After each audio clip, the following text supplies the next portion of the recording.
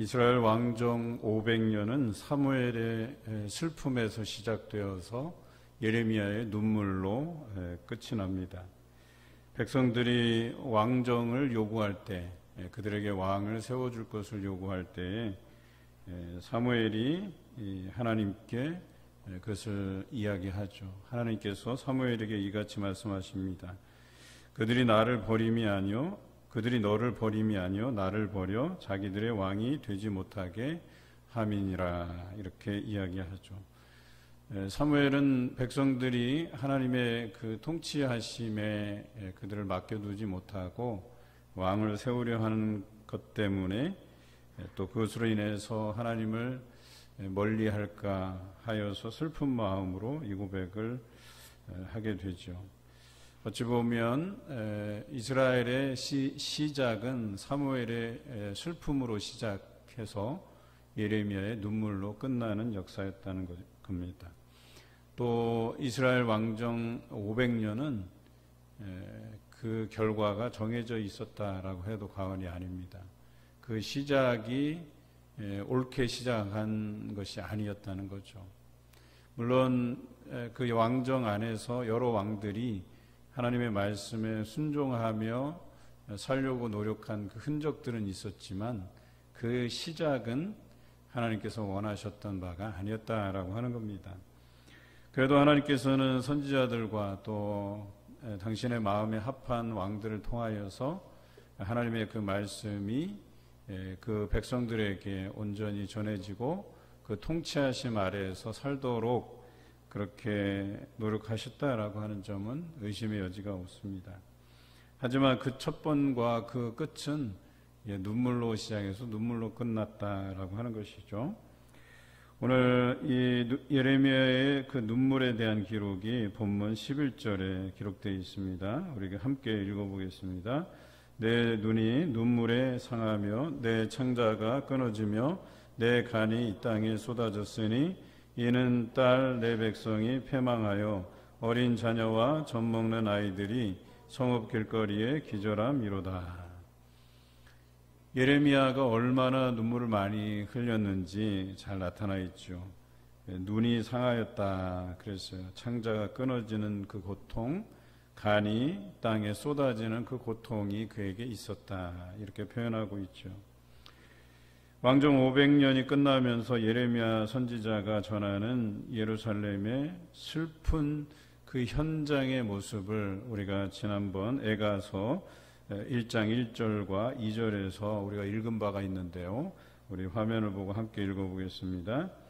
슬프다 이 성이여 전에는 사람들이 많더니 이제는 어찌 그리 적막하게 앉았는고 전에는 열국 중에 크던 자가 이제는 과부같이 되었고 전에는 열방 중에 공주였던 자가 이제는 강제 노동을 하는 자가 되었도다.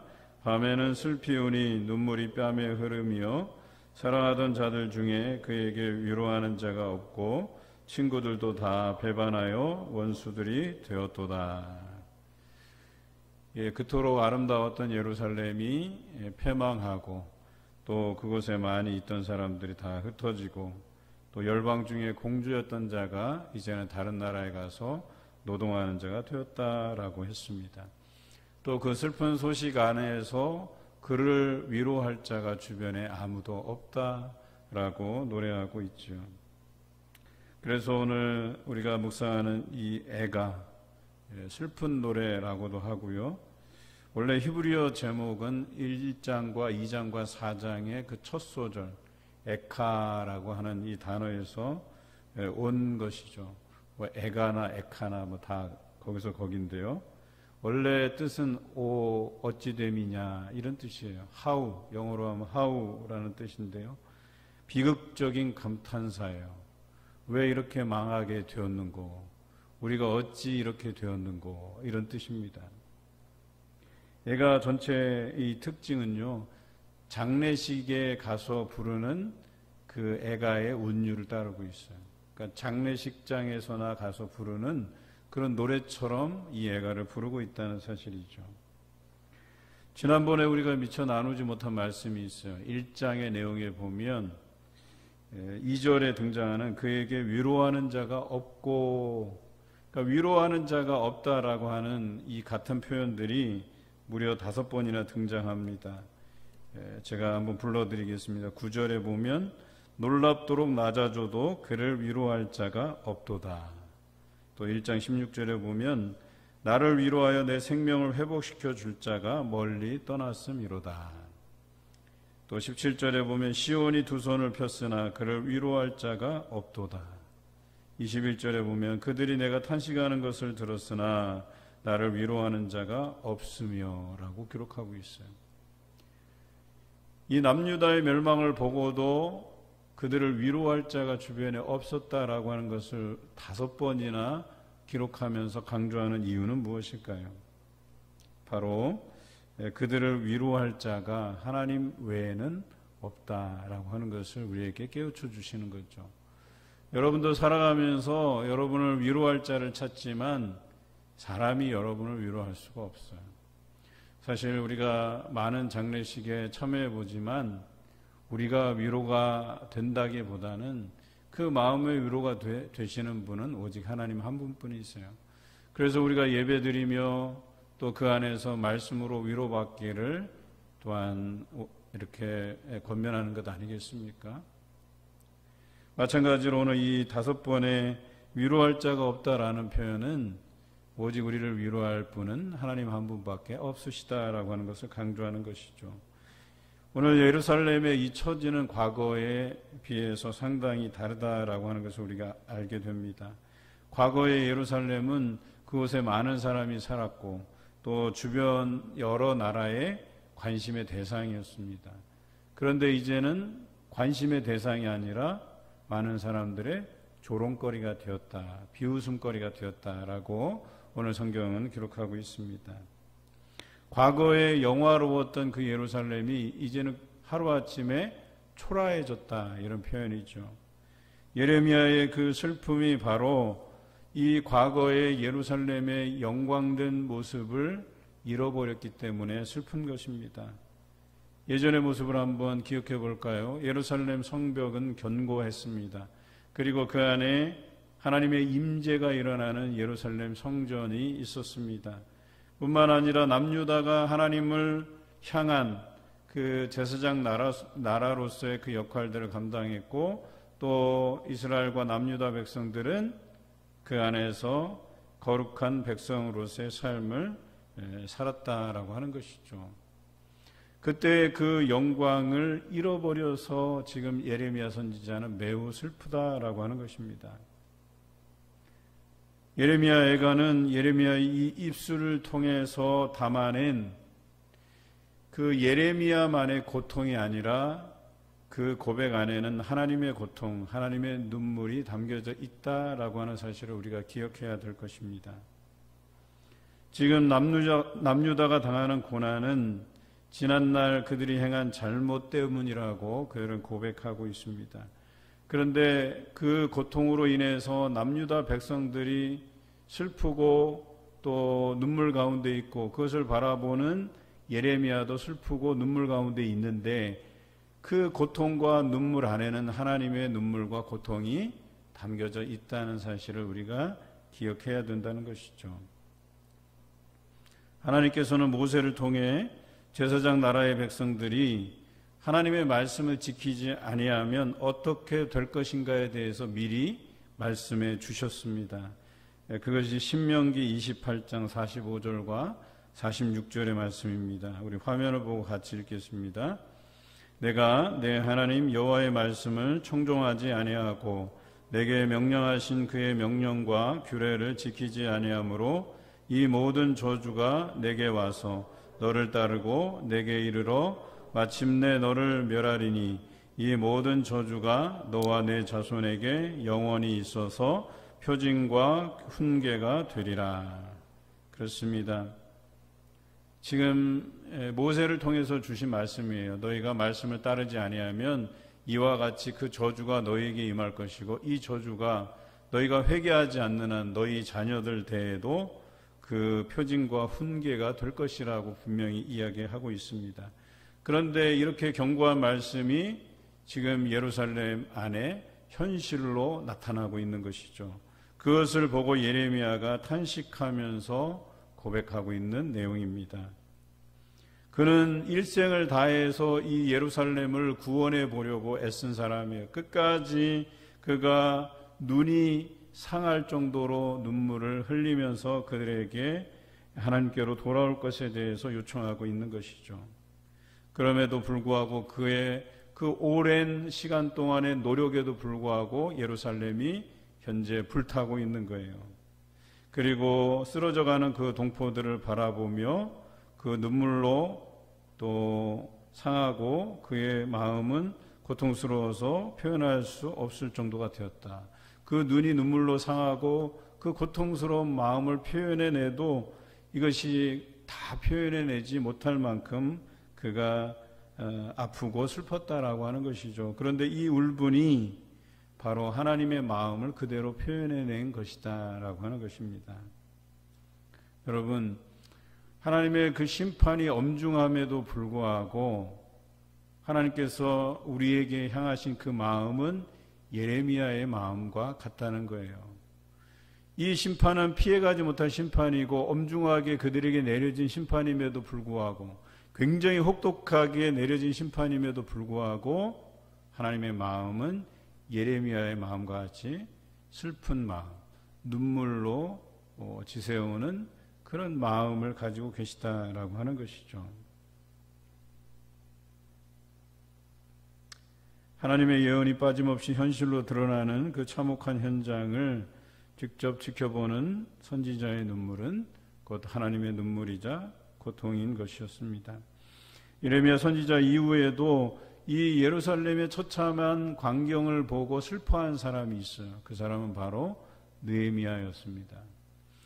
예레미야가 그 예루살렘, 과거에 화려했던 그 예루살렘이 멸망하는 모습을 보면서 슬퍼했다면, 느헤미야는 그가 포로기를 마치고 돌아와서 보니까 여전히 예루살렘은 폐허가 되고 하나님의 그 성전은 재건됐지만 여전히 그것을 보호할 수 있고 백성들을 보호할 수 있는 성벽이 허물어져 있는 모습을 보면서, 그리고 그들의 원수들이 호시탐탐 자기 백성들을 노리는 그런 상황들을 이야기 듣고 나서 그는 금식하면서 슬피 울었다라고 성경은 기록하고 있어요. 그리고 그가 돌아와서 그 하나님의 마음을 가지고 그 성벽을 쌓기 시작하죠. 그래서 폐허가 된 예루살렘을 복구하기 위해서 최선을 다하게 되었습니다. 오늘 우리 이 두 사람의 그 눈물을 우리는 기억해야 될 것입니다.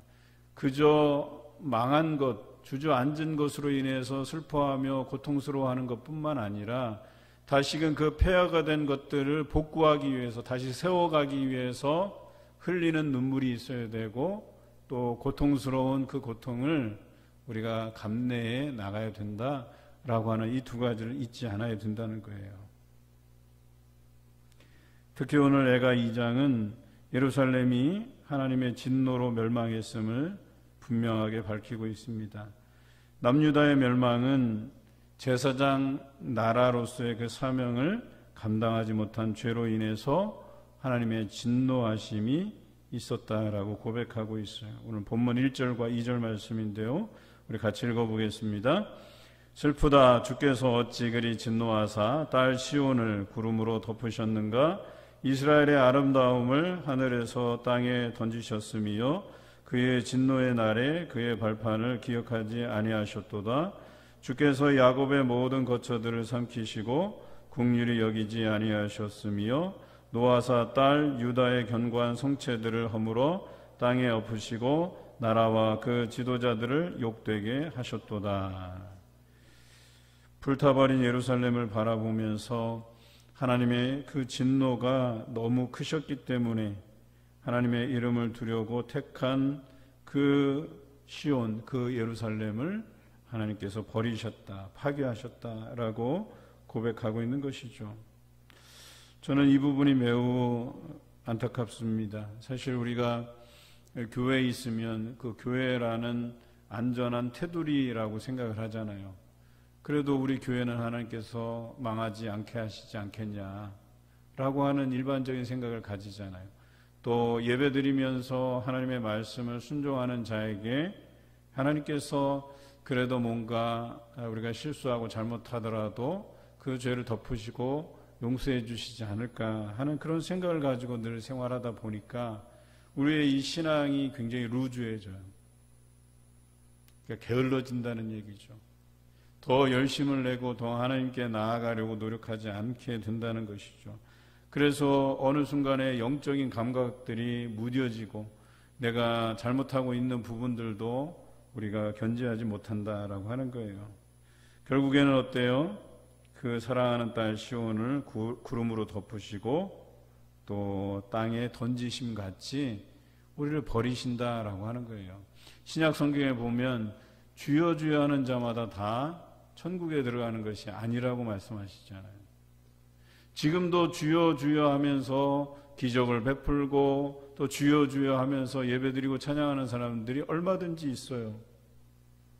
그런데 그렇게 하면서도 하나님의 말씀을 경히 여기고 말씀에 순종하지 않는 사람들은 주여 주여 한다 한들 천국에 들어가지 못하게 될 수 있다라고 하는 것을 분명히 이야기해요. 교회 안에 테두리 안에 있어요. 성도라고 하는 허울 좋은 이 껍데기를 입었음에도 불구하고 천국에 들어가지 못하는 자들이 생겨난다라고 하는 것입니다. 본문 6절과 7절을 우리 한번 읽어보시겠습니다. 주께서 그의 초막을 동산처럼 헐어버리시며 그의 절기를 폐하셨도다. 여호와께서 시온에서 절기와 안식을 잃어버리게 하시며 그가 진노하사 왕과 제사장을 멸하셨도다. 여호와께서 또 자기 제단을 버리시며 자기 성소를 미워하시며 궁전의 성벽들을 원수의 손에 넘기셨음에 그들이 여호와의 전에서 떠들기를 절기의 날과 같이 하였도다. 여러분, 초막을 동산처럼 헐어버리시며 그 절기를 폐하셨다 그랬어요. 또 그 절기와 안식일을 잊어버리게 하셨다 그랬어요. 또 왕과 제사장을 멸시하셨다 그랬어요. 하나님께서 자기 제단을 버리셨다 그랬어요. 또 성소를 미워하셨다 그랬어요. 또 궁전의 성벽들을 원수의 손에 넘기셨다 그랬어요. 이스라엘 백성들은요, 예루살렘 성벽이 견고하고 또 예루살렘 성전이 있기 때문에 망하지 않을 거란 생각을 굳건히 가지고 있었어요. 자기네들은 선택된 백성, 시오니즘이 강하게 자리 잡고 있었어요. 교만했어요. 그래서 주변의 많은 백성들을 낮추어 보았어요. 이방 나라들을 하나님의 그 섭리가 이방에게는 없다고 생각했어요. 자기들에게만 하나님의 섭리가 있다고 생각했어요. 이 교만이 그들로 하여금 어떤 일을 만들었냐? 이방과 그 고아와 과부, 그 나그네를 압제하며 그들을 선대하지 않는 일들을 했다고 성경은 기록하고 있어요. 이것이 다 시오니즘에서 비롯된 거예요. 우리는 망하지 않아. 우리는 예루살렘 성전이 우리에게 있어. 예루살렘 성전은 하늘의 모형이 이 땅에 내려서 실현된 그런 성전이거든요. 이 성전이 지어질 때 다윗이 24시간 기도하다가 어때요? 하나님께서 보여주신 그 환상대로 지은 성전이거든요. 즉 하늘의 모형이 이 땅에 다윗의 환상을 통해서 보여져서 또 그것이 설계도면으로 만들어져서 세워진 이상적인 그런 하나님의 임재의 장소였거든요. 그런데 하나님께서 그 제단을 버리신다고 기록하고 있어요. 그 성소를 미워하신다고 선언하고 계셔요. 여러분, 그냥 교회가 세워졌다고 해서 그 안에 성도가 있다고 해서 그것을 기쁘게 여기시는 것이 아니에요. 그 성전의 기능이 본질을 되찾고 선교적 사명을 감당하고 성도들이 제사장 나라로서 거룩한 백성으로서의 그 역할을 감당하지 않으면 하나님께서 제단도 버리시고 성소도 미워하실 수 있다는 것을 우리에게 교훈적으로 남기신 말씀이에요. 여러분, 교회의 본질은 무엇입니까? 말씀을 전하는 거예요. 전도하는 거예요. 선교적 사명을 가지고 살아가는 거예요. 성도들이 그렇게 살아가야 된다는 거예요. 이웃을 향해서 어때요? 고아와 과부와 객, 이방 할 것 없이 우리 이웃들을 선대하고 도와야 되고 섬겨야 되는 거예요. 모든 일에 화평하게 화평을 논해야 돼요. 분내고 당짓고 분열하는 것이 아니라 모든 것과 화목하라고 우리에게 말씀해 주셨어요. 이 사명을 감당하지 못하면 교회든 성도든 하나님께서 버리실 수 있다라고 하는 것이에요. 올해 우리가 본질을 회복하는 교회라는 표현을 가지고 달려왔잖아요. 여러분, 교회의 본질이 무엇입니까? 선교하는 교회, 선교지향적인 교회예요. 구원 얻는 백성들을 날마다 더해가야 되는 거예요. 올해 우리가 열심히 전도하고 또 여러 새 가족들을 우리가 맞이했지만 나가시다 내려가시다 보시면 아직까지 빈 칸이 남아있어요. 4칸 정도 남아있어요. 제가 볼 때는 우리 항존직들이 교육받으면서 이번에 임직자들이 교육받으면서 5명까지 우리가 작정을 했거든요. 이분들만 작정한 것을 실천해도요, 저 자리 채우고도 남아요. 아니, 한번 다시 비워서 채우고도 남아요. 이건 임직자들에게만 부여된 사명이 아니에요. 모든 성도들에게 부여된 성도로서의 책임이라고 얘기하는 거예요. 우리가 이런 삶을 외면하고 살아간다? 그런 문제가 있는 거죠. 하나님의 말씀에 순종하는 게 뭐예요? 우리가 선교적 사명, 즉 아브라함을 통해서 주신 말씀, 너를 인하여서 모든 민족이 복을 얻게 하시겠다고 하는 이 선교적 사명에 대해서 우리가 외면한다면 우리가 성도로서의 존재 가치가 없는 거예요. 그냥 허례허식, 그냥 겉모양만 성도인 거예요. 그냥 예배만 드리면 되는, 일주일에 한번 나와서 예배만 드리면 되는 그런 허울 좋은 껍데기만 성도의 모습으로만 살아가는 것이죠. 사명이 없는데, 교회가 그런 사명을 감당하지 못하면 교회는 죽게 돼 있어요. 그냥 물리적인 통계로도 교회는 그냥 주저앉을 수밖에 없어요. 교회는 나이 들어서 또 별세하고 이사 가서 또 줄어들고 자연적으로 감소해요. 우리가 전도하지 않으면, 이 선교적 사명을 감당하지 않으면 교회는 자연스럽게 줄어들 수밖에 없다니까요. 그냥 주저앉을 수밖에 없다니까요. 그런데 영적으로도 죽어 있다고 한번 생각해 보십시오. 끔찍한 생각이에요. 아주. 교회가 그 생명력을 잃었다고 생각해 보세요. 그냥 겉모양만 있다고 생각해 보세요. 본질을 회복하지 못하고 그냥 여기가 좋사오니, 이대로가 좋사오니 하고 그냥 살아간다고 쳐봅시다. 여러분, 성도 개인이 내가 뭐 헌신할 게 뭐 있어, 난 여기서 만족해, 이것이 편안해. 여러분, 신앙생활은 편안하자고 하는 것이 아니에요. 여러분, 이 신앙생활을 편안하고자 시작했다면 큰 오산이에요. 여러분에게는 달려갈 길이 있어요. 달려갈 길을 다 마친 후에나 하나님께서 여러분을 부르시고 평안히 쉴 곳을 마련해 주시는 것이지, 우리의 인생은 끝없이 달려가고 끝없이 목표를 향해 달려가는 거예요. 잡은 줄로 여기지 아니하고 여전히 우리는 성장할 그 앞길을 향해서 꾸준히 성장해 가야 된다는 거예요. 그런데 예루살렘은 그렇게 하지 않았습니다.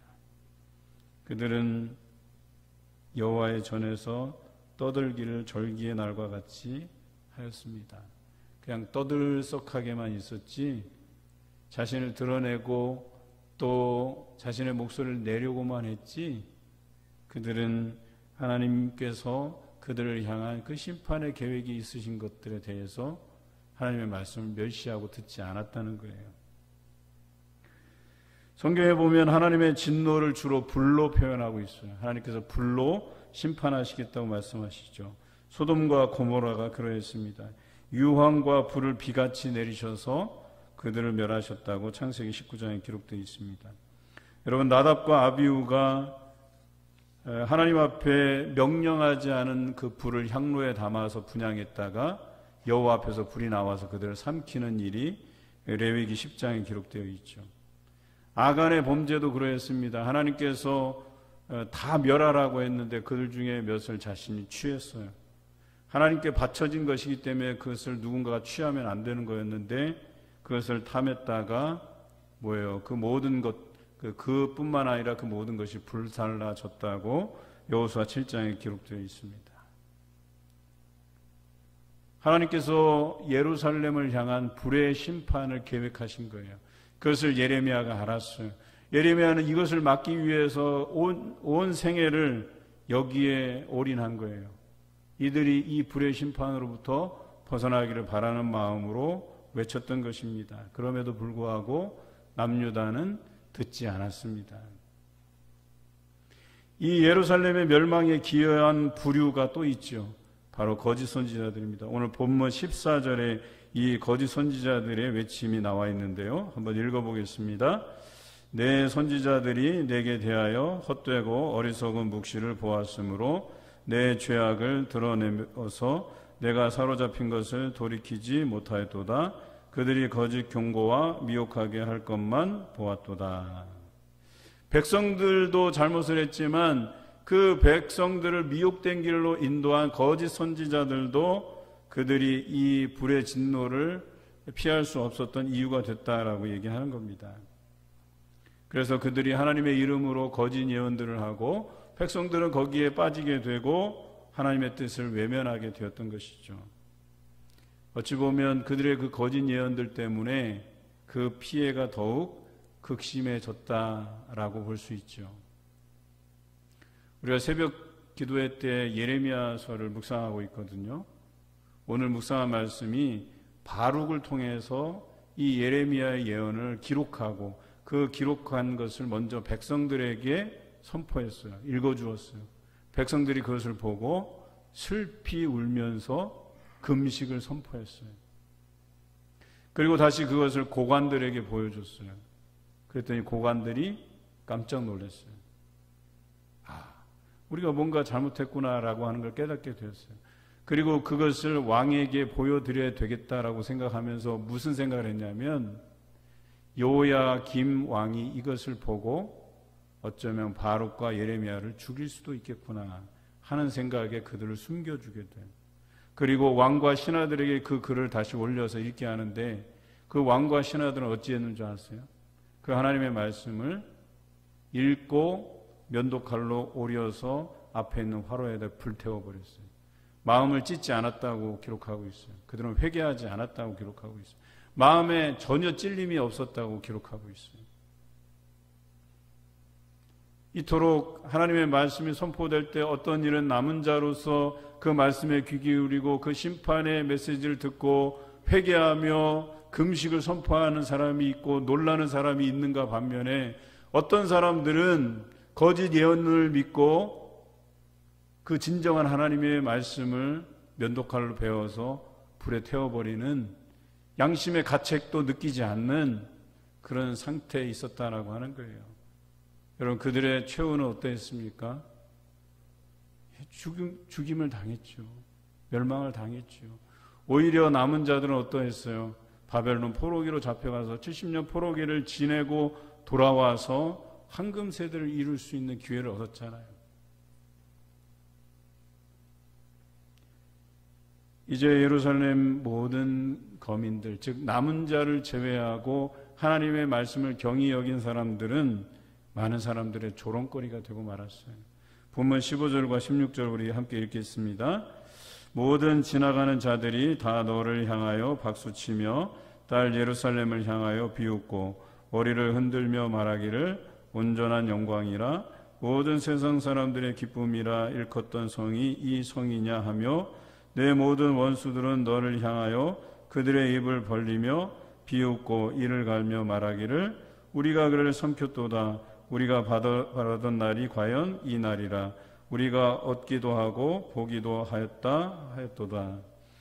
예, 이들이 말한 게 뭐예요?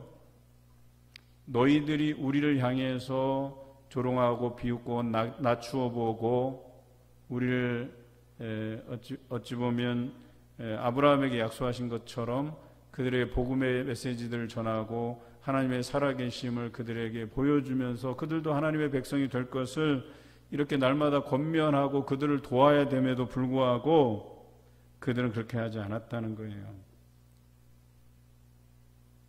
그러다 보니까 그들이 이런 애처로운 지경에 처해졌을 때에 아무도 그들을 돌아보지 않고 오히려 그 예루살렘이 처한 현실을 비웃고 조롱했다는 거예요. 조문객을 보낼 만한 상황인데 아무도 남유다를 돌아보지 않았다는 겁니다. 여러분, 바벨론이 두려워서이기도 하지만 근본적으로는 이래요. 그들이 이방과 객과 고아와 과부를 돌보지 않고 자기 중심, 자국 중심으로 살아왔기 때문에 생긴 문제였다라고 하는 거예요. 제사장 나라로서의 사명을 잊었기 때문에 이렇게 된 것이죠. 여러분, 교회도 마찬가지예요. 이 제사장 나라로서의 역할들을 감당하지 못하잖아요. 교회가 안 되는 것만 보도되면 득달같이 사람들이 달라들어서 거봐, 내가 저럴 줄 알았어, 저 교회가 문제야, 이런 소리를 듣지 않을 수가 없다는 거예요. 요즘 교회들이 어때요? 무슨 전염병이 발생했다, 교회가 어려워졌다, 뭐 이 소식만 들었다면 사람들이 박수치며 조롱하고 좋아하는 모습들을 흔하게 볼 수 있어요. 왜 그런 줄 아세요? 교회가 그 역할들을 감당해내지 못했기 때문에 생기는 문제들이에요. 그런데도 불구하고 교회가 그 책임을 다하지 못한 것들은 통감하지 못하고 그것을 핍박으로만 생각하고, 그래, 우리는 이거 핍박받는 거야, 우리가 잘하고 있는 거야, 착각하면서 살기가 대부분이에요. 여러분, 교회가 본질을 회복해야 된다는 게 단순히 구호로만 그쳐서는 안 되는 거예요. 성경에 나오는 이 제사장 나라로서의 사명은 세 가지로 요약됩니다. 그 첫째는 하나님의 용서와 구원의 선포예요. 회개해야 된다는 거예요. 회개해야지만 하나님께서 다시금 우리를 돌아보아 주시고 구원해 가신다라고 하는 이 메시지를 교회가 전해야 되는 거예요. 교회가 먼저 회개하고 교회가 지역사회를 향해서 이 구원을 선포해야 된다는 거예요. 그런데 우리가 회개하지 않는데 지역사회가 그 메시지를 관심 기울일 필요가 없는 거잖아요, 사실. 야, 네가 그 말할 자격이 있냐? 네 꼬라지를 봐라, 이렇게 얘기하는 거예요. 네 꼬라지를 보니까 사람들에게 대하는 태도며 섬기기는커녕 올라서려하고 섬김을 받으려 하고 갑질하고, 여러분, 그런 사람이 회개를 선포하고 그러면 하나님의 구원이 임할 것이다, 이렇게 선포할 자격이 있나요? 두 번째는 이웃과의 나눔이에요. 하나님 사랑하는 것과 이웃 사랑하는 것이 첫째 되는 계명이라고 분명히 말씀하세요. 하나님을 사랑한다면 이웃을 사랑하는 것은 당연히 따라오는 과제예요. 이 둘이 다르지 않다는 거예요. 그런데 하나님 사랑한다고 말하면서 이웃을 사랑하지 않는다, 이웃을 돕지 않는다, 이웃을 향해서 섬기지 않는다, 이게 잘못된 거죠.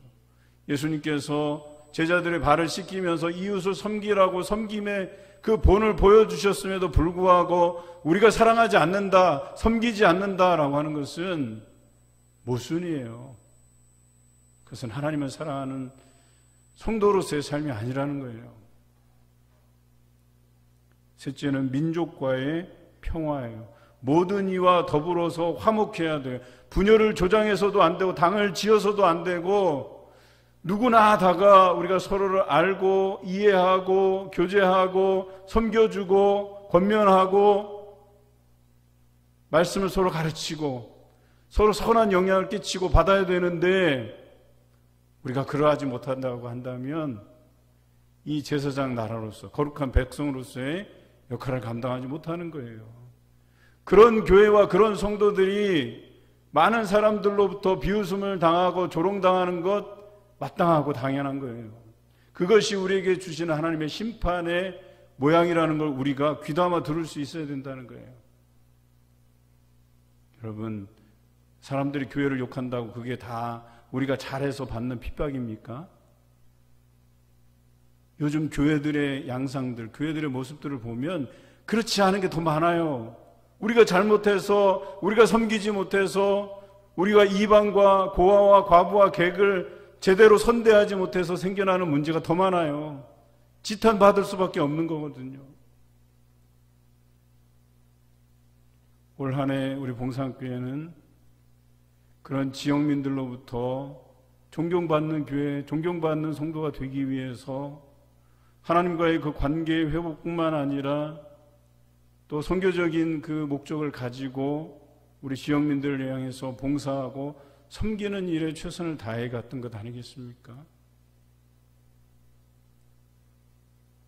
그런데 개인의 삶도 중요하다는 거예요. 여러분 삶은 과연 지역민들에게 존경받는 삶인가, 섬기는 삶인가, 하나님의 그 마음들을 그들에게 전달할 수 있는 그 전도자로서의 그 매개체로서의 역할들을 감당하고 있는가, 여기에 좀 더 생각해 보시라는 거예요. 그런데요, 하나님을 사랑하지 않고서는 이웃을 사랑할 수 없다는 이 한마디의 정의를 여러분들 꼭 기억하셔야 돼요. 감사한 옷도 괜히 쓰라는 거 아니잖아요. 하나님을 사랑하는 마음이 거기에 담겨져 있는 거거든요. 아, 이거 뭐하러 해, 이런 것도. 복잡하고 귀찮고. 감사한 옷도 안 쓰는 사람들이 여러분은 성경은 제대로 보겠어요? 기도는 제대로 하겠어요? 말씀이 들어오지 않는데 감사의 찬양들이 여러분 삶에서 일어나겠어요? 언제부터 신앙생활이 편리 위주로 돌아가는 거예요? 내 육신이 편하면 되고 내 마음이 편하면 되고, 그리고 안 되는 부분들은 다 합리화시켜버려요. 이 사람도 안 하고 저 사람도 안 하는데 뭐.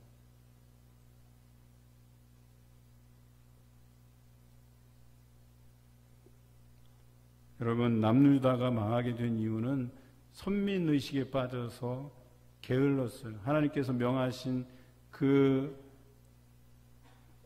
제사장 나로서의 그 사명들을 감당하지 못했어요.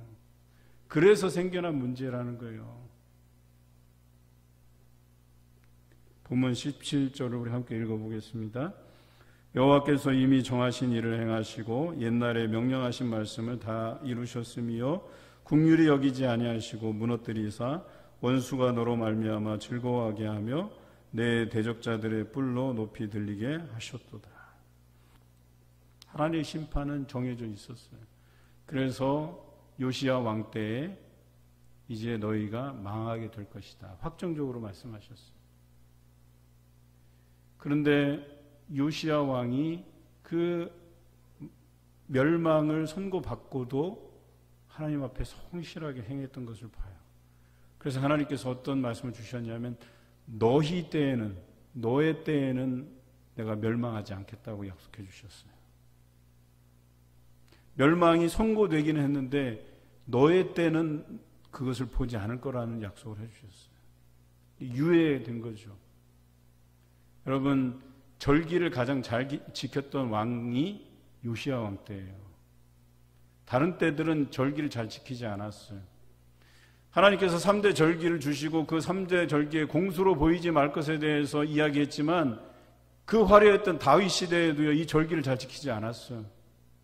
히스기야 때 겨우 지켰던 그 유월절은요, 올해 1월에 해야 되는데 그때 못 지켜서 그냥 한 달 넘겨서 2월에 지켰던 유월절이 제대로 된 유월절이 아니에요. 그런데 이 3대 절기를 지켰던 왕이 요시야 왕 때였었어요. 멸망이 예고됐는데, 확정돼서 예고됐음에도 불구하고 그는 하나님 앞에 그 절기들을 지키고 우상들을 파하고 개혁의 노력들을 해갔다는 거예요. 그 정도 했는데 겨우 그 심판을 유예받을 정도밖에 안 됐다는 거예요.